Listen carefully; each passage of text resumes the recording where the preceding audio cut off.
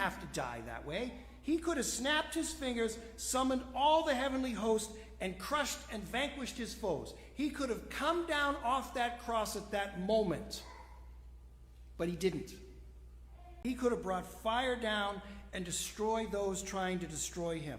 God could have let the cup pass from him as Jesus prayed in the garden the night before, but that was not the plan, because God's strength does not come from violence, anger, and domination. God's strength comes from love. Christ is the King who reigns from a cross, not because he was powerless, but because he is love. And love chooses solidarity. Love chooses presence. Love chooses forgiveness, even when forgiveness is undeserved. Love remembers us.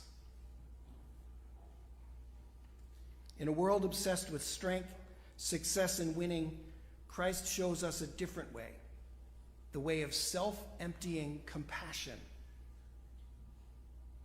In a world quick to condemn, Christ leans towards mercy.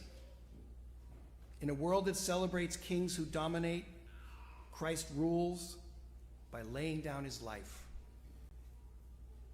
Crucifixion was supposed to be the ultimate humiliation, and it turned into the ultimate sign of love. This is the kind of king who understands the brokenhearted, who knows what it feels like to be misunderstood, rejected, or in pain. This is the king who stands with the grieving, the lonely, and the fearful. This is the king whose throne is planted deep in the suffering of the world so that no one has to suffer alone.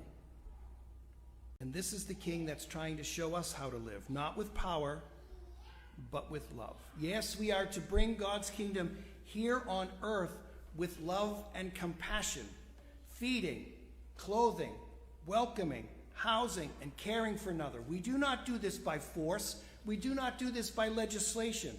We don't even do this through power.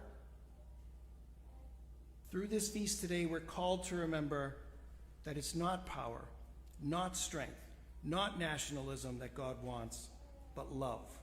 The self-emptying love that gave birth to Jesus in Bethlehem